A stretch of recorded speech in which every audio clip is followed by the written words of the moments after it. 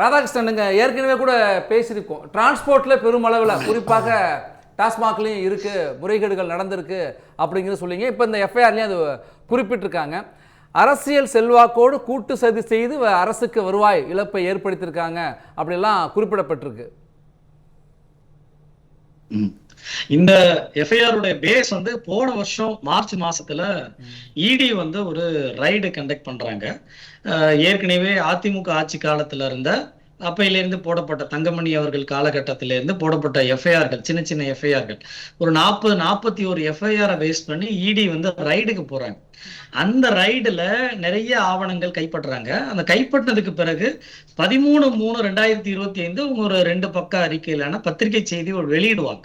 ஒரு 3 முக்கியமான விஷயங்களை குறிப்பிட்டு, அதுல ஒண்ணு வந்து இந்த டிடிஏ டெண்டர்கள்ல முறைகேடு நடக்கிறதுக்கான அந்த கேஒய்சி விவரங்கள் தவறாக இருந்திருக்கு அப்படின்றதையும், அது ஒரு ஸ்ட்ராங்கான எவிடன்ஸ் கிடைச்சிருக்கு அப்படின்றதையும், அதே போல லைசன்ஸ் அலோகேஷன் பண்ணதுல நிறைய முறைகேடுகள் இருக்கு, அதுக்கான விவரங்கள் கிடைச்சிருக்கும் அப்படின்னு. மூணாவது முக்கியமானதாக அந்த டாஸ்மார்க்குடைய நிர்வாகிகளுக்கு வெளியில இருந்து நிறைய பேர் கம்யூனிகேஷன்ல இருந்துகிட்டே இருந்திருக்கிறாங்க அப்படின்றதையும் அவங்க தெரியப்படுத்திருப்பாங்க.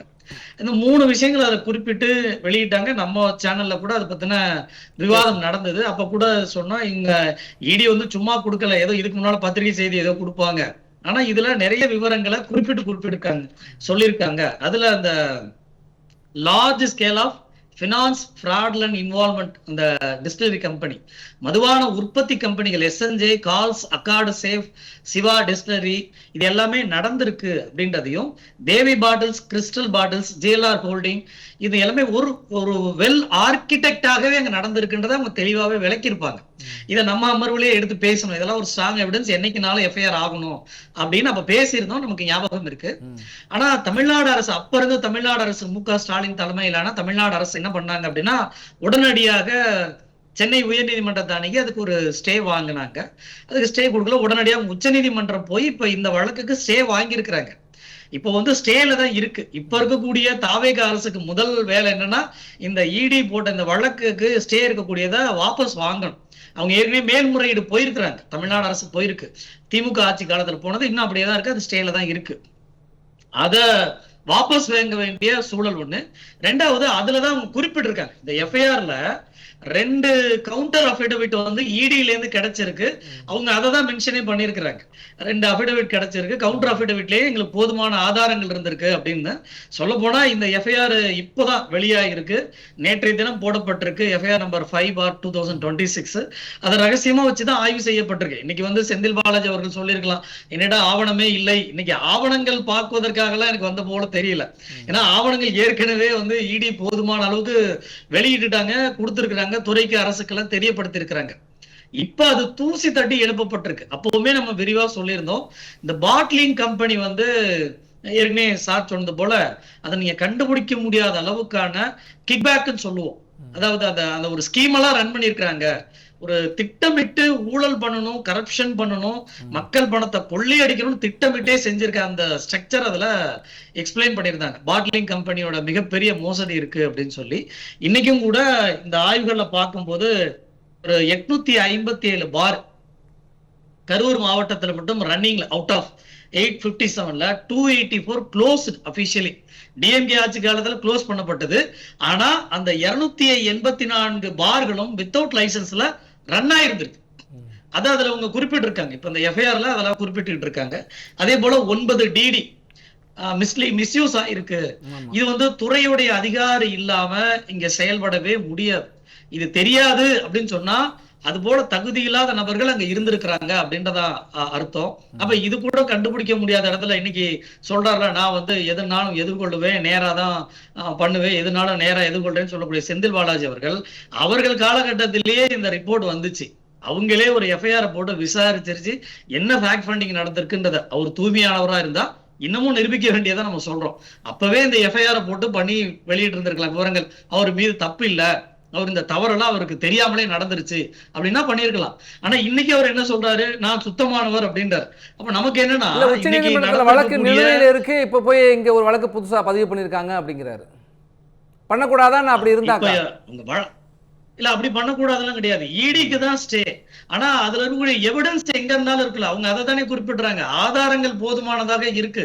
அவங்க கவுண்டர் அஃபிடவிட்ட ஃபைல் பண்ணது ஒரு அரசு, அதுவும் மிகப்பெரிய பேசு பொருளா இருக்கக்கூடிய டாஸ்மார்க் டெண்டர், ஏற்கனவே டிரான்ஸ்போர்ட் டெண்டர்ல 1000 கோடி ரூபாய் பாக்ஸ் டெண்டருக்கு முயற்சி பண்ணாங்க.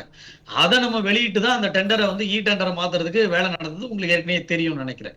அதே போல தொடர்ந்து இந்த நடக்கக்கூடிய பாட்டிலிங்ல இருக்கிறதா இருக்கட்டும், 10 ரூபாய் வாங்கினதா இருக்கட்டும், அதே போல சில பேருக்கு மட்டுமே ஆர்டர் கூடுதலா கொடுக்கறதுக்கு, சில நிறுவனங்களுக்கு மட்டுமே ஆர்டர் கூடுதலா கொடுக்கறது, அந்த நிறுவனங்களுடைய ப்ராடக்ட் அதிகமா செல் அவுட் பண்றதுக்குள்ள இங்க கிக் பேக் ஃபார்மாலிட்டிஸ் இருந்திருக்கு. ஒரு வெல் ஆர்கிடெக்டா தான் நடந்திருக்கு அப்படின்றத தெளிவா குறிப்பிட்டிருக்காங்க. இந்த டாப் டு டவுன், இது வந்து ஒரு இடத்துல 2 இடத்துல இல்ல, டாப் டு டவுன் இந்த கரப்ஷன்ல கனெக்டிவிட்டி இருக்குன்றதை எஸ்டாப்ளிஷ் பண்ணிருக்காங்க. அந்த எஃப்ஐஆர்ல ஒவ்வொன்றுமே விலாவாரியா குறிப்பிட்டிருக்காங்க. இடியில கொடுத்த விவரங்களை காட்டிலும் இவங்க கொஞ்சம் கிரவுண்ட் ஒர்க் பண்ணிருக்கிறதா தெரியுது. டிவிஎஸ்சி பண்ணிருக்காங்க, கூடுதல் விவரங்களும் இருக்கு, ஆதாரத்தை வெளிப்படுத்திருக்காங்க. ஏற்கனவே குற்றச்சாட்டுகளா பேசப்பட்டது ஒரு நடவடிக்கைக்கு உள்ளாகி இருக்கு, அப்படிதான் அதை எடுத்துக்கலாங்கிறீங்க. தொடர்ந்து பேசலாம் ராதாகிருஷ்ணன். ஊழல் முறைகேடு எல்லா மட்டத்திலும் நடக்குது, வழக்குகள் பதிவாயுது. ஆனால் ஒரு அரசியல்வாதி, ஒரு முன்னாள் அமைச்சர் அப்படின்னா மட்டும் ஏன் அது மாறுபடுது? அரசியல் பழிவாங்கல்னு சொல்கிறாங்க. அப்போ சட்டம் ஒன்றா தான் இருக்குது, ஆனால் பார்வை மாறுபடுது அப்படிங்கிறாங்க. நடைமுறையில் அப்படி தான் இருக்கா?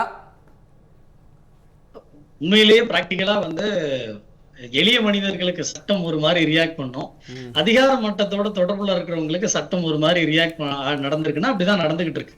இப்போ உதாரணத்துக்கு இதற்கு முன்பாக சொன்ன அந்த 3 வழக்குகளுமே பொன்முடி அவர்கள் மீதான அந்த கனிம மண்ணு சம்பந்தப்பட்ட, உங்களுக்கு தெரிஞ்சிருக்குன்னு நினைக்கிறேன், அவருடைய மகனுக்காகவே அப்ரூவ் பண்ணாங்க, அந்த மண்ணை கொடுக்கறதுக்கான அனுமதி கொடுத்தாங்க. அது கிளியர் வயலேஷன் தான். அதே போல தங்கம் தென்னரசுவா இருக்கட்டும், KKSSR இருக்கட்டும், இங்க மாதிரி கொடுத்த எஃப்ஐஆர்லாம் உடனடியா மாற்றி எழுதப்படுது, திரும்ப விசாரணை பின்வாங்கப்படுது, டைலூட் பண்ணப்படுறதெல்லாம் பார்த்திருக்கோம். இப்போ காரணம் என்னன்னா, இதற்கு முன்பாக இது போல தொடர்ச்சியான செயல்பாடுகளோ தொடர்ச்சி விவாதங்களே எங்கேயுமே இல்லை. பொலிட்டிக்கலா தான் நிறைய இடங்கள்ல கனெக்ட் பண்ணப்பட்டிருக்கு. இப்போ டிஎம்கே கவர்மெண்ட் 2021 வந்த உடனே 8-9 எஃப்ஐஆர் போட்டாங்க. நம்ம கொடுத்த புகார்ல ஒரு 20-25 புகார் கொடுத்ததுல ஒரு 8 எஃப்ஐஆர் ஆச்சு. ஆனா அதுல எதுல சார்ஜ் ஷீட் ஃபைல் பண்ணிருப்பாங்க? ஈவன் வேலுமணி அவர்கள் மீது அதற்கு முன்பாக அதிமுக ஆட்சி காலத்துல உள்ளாட்சித்துறை அமைச்சரா வந்து 2 எஃப்ஐஆர் போட்டாங்க. ஒரு இதுல கூட சார்ஜ் ஷீட் ஃபைல் பண்ணல. சார்ஜ் ஷீட் ஃபைல் பண்ணு கோர்ட்டுக்கு போய் ஆர்டர் வாங்கி கண்டெம்ட்டுக்கு கண்டம் வாங்குற வரைக்கும் சார்ஜ் ஷீட்டே ஃபைல் பண்ணல. அப்போ கிளியரா தெரியுது, திமுக அதிமுக ஒரு அண்டர்ஸ்டாண்டிங்ல தான் இருந்திருக்கிறாங்க. அதிமுக ஆட்சி காலகட்டத்துல நடந்த ஊழல் முறைகேடுகளுக்கு திமுக வந்து வெறும் பெயரளவுக்கு எஃப்ஐஆர் போட்டாங்களே தவிர சார்ஜ் ஷீட் பண்றதுக்கு முன்னெடுக்கவே இல்லை.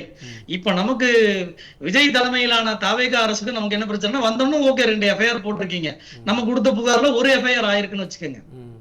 அப்ப இந்த புகார்களை எவ்வளவு விரைவாக நீங்க விசாரிச்சு செய்ய வேண்டியதுல இருக்கு. இதுக்கு முன்னாலும் ஆதாரங்கள் இல்ல அப்படின்னு சொல்லலாம், பின்வாங்கப்படுதுன்னு. இப்ப இன்னைக்கு இந்த பர்டிகுலரா இந்த விஷயத்தை எடுத்துக்கிட்டோம் அப்படின்னா, இதுல 9 டிடி, அதாவது ஒப்பந்தங்களுக்கு நீங்க டிடி கொடுப்பீங்க, ஒரே டிடி நம்பரை 9 ஒப்பந்தங்களுக்கு பயன்படுத்தி இருக்காங்கன்னு தெளிவா சொல்லியிருக்காங்க. இது வயலேஷன் தான். அதே போல 45 டெப்போக்களுக்கான நடந்தப்பட்ட ஒப்பந்தத்துல ரத்தீஷ் அவரு வந்து இன்ஃப்ளூயன்ஸ் பண்றாரு, யாருக்கு கொடுக்கணும் பார் லைசன்ஸ், யாருக்கு கொடுக்கணும், எப்படி நடத்தணும்ன்றத அவரு இன்ஃப்ளூயன்ஸ் பண்ணதாவே சொல்லியிருக்காங்க. இன்னொரு இடத்துல பாத்தீங்கன்னா பினாமி வகையில, அதாவது ஒப்பந்தம் எடுக்கிறவர் ஒருத்தர், அவருக்கு ஷூரிட்டி டெபாசிட் கட்டுறவர் இன்னொருத்தர். அப்படின்னா என்ன அர்த்தம்? ஒரு பினாமிங்க இருக்கிறாங்கன்றது இந்த எஃப்ஐஆர்ல தெளிவா நமக்கு தெரிய வந்திருக்கு. இப்ப இதெல்லாம் வச்சு தாவேக அரசு இந்த கட்டத்தோட இல்லாம இன்னைக்கு எனக்கு தெரிஞ்சு இன்னைக்கு நடந்த ரைடு வந்து சும்மா ஐவாஸ்க்கு தான். காரணம் என்னன்னா, ஏற்கனவே போதுமான ஆதாரங்கள் இருக்கு. இதுல இன்னும் கூடுதலா சில ஆவணங்கள் வேணா கிடைக்கலாமே தவிர அந்த கான்ஸ்பிரசி தியரி நீங்க ப்ரூவ் பண்றதுக்காக தெரியலாம். ஆனா இதே விசாகன் மீது அவங்க திமுக ஆட்சி காலத்திலே இடி ரைடு பண்ணும்போது ஒரு துறையிலே இருந்தார், இருக்கும் போதே ரைடு நடந்தது. ஆனா இன்னைக்கு அவர் எங்க வச்சிருக்கிறாங்க? தமிழ்நாட்டினுடைய உயர்கல்வி கட்டமைப்புல டோட்டுடைய கமிஷனரா வச்சிருக்கிறாங்க. அவரை இந்நேரம் அவர் அந்த இடத்த விட்டு அப்புறப்படுத்திருக்கணுமா இல்லையா? அப்போ லட்சக்கணக்கான மாணவர்களுடைய படிப்பு பாழா போனா பரவாயில்லையா என்ன? அப்ப தொடர்ந்து அவர் ஏற்கனவே அப்பையில இருந்தே அந்த பெயர் அடிபட்டுக்கிட்டு இருக்குன்னு தெரியுது. ஆனா இன்னமும் அவர் அந்த சிஸ்டத்துக்குள்ள வச்சிருக்காங்க. பேசலாம் சார், வழக்கு பதிவு பண்ணி சோதனை நடத்தினா மட்டும் பத்தாது, விரைவுபடுத்தணும் அப்படிங்கிறீங்க. நம்ம தொடர்ந்து பேசலாம். 2 நாளுக்கு முன்னால தென்காசியில 52 டெண்டர்கள் வந்து ஒருத்தருக்கு குறிப்பிட்ட நபர்களுக்கு கொடுக்கணும்னே பிக்ஸ் பண்ணி போடப்பட்டிருக்கு. நம்ம அதை புகார் கொடுத்திருக்கோம். அதற்கு ஒரு வாரத்துக்கு முன்னால திருநெல்வேலியில அதே போல WRDல 22 டெண்டர்கள். இன்னைக்கு நீங்க டெண்டரை போய் ஓபன் பண்ணி பாருங்களேன், ஒவ்வொரு டெண்டரா பாத்தீங்கன்னா இன்னைக்கு கூட கண்டுபிடிக்க முடியும், உறுதியா சொல்ல முடியும் 20 டெண்டர்ல முறைகேடு. ராதாகிருஷ்ணன் நிறைவு கருத்து சுருக்கமா. ஒண்ணு இல்ல, இந்த அரசை பொறுத்த வரைக்கும் ஏற்கனவே இருக்கக்கூடிய இப்ப சஸ்பென்ஷன் நாட் அ பனிஷ்மெண்ட், அதை ஒண்ணு தெளிவா புரிஞ்சுக்கணும். அவங்களுக்கான தண்டனைகளை நீங்க அதிகப்படுத்தி, இப்ப ஒப்பந்தங்கள் தான் பெரிய அளவிலான கோடிக்கணக்கான ரூபாய் வெளில வர்றது, அதை முழுமையாக வெளிப்படைத்தன்மையோட நடத்தணும். இந்த பர்டிகுலர் எஃப்ஐஆர்ல விரைவாக அரசு சார்ஜ் ஷீட் ஃபைல் பண்ணணும். இதுக்கு சம்பந்தப்பட்ட பின்புலத்துல இருக்கவங்க எல்லாம் பகிரங்கமா வெளியில தெரியறது போல தண்டனை கொடுங்க, சார்ஜ் ஷீட் ஃபைல் பண்ணுங்க, விரைவாக தண்டனை பெற்றுக் கொடுங்க. நன்றி. சவுண்டியா சார், நிறைவு கருத்து சுருக்கமா. இது சரியான முன்னெடுப்பு தான், அதிரடி நடவடிக்கையாக இருந்தாலும் கூட. ஆனால் இது தொடரணும், ஃபாலோ அப் ஆக்ஷன் இருக்கணும். நன்றி. ஜனத்தின் குரல் இன்றைய நிகழ்ச்சியில் நிறைவு பெறுகிறது. பார்த்த பங்கேற்ற அனைவருக்கும் நன்றி. மற்றொரு நிகழ்ச்சியில் சந்திப்போம். தொடர்ந்து இணைந்திருப்போம். தமிழ் ஜனம் சேனலை சப்ஸ்கிரைப் பண்ணாம பார்த்துட்டு இருந்தீங்கன்னா மறக்காம சப்ஸ்கிரைப் பண்ணிடுங்க.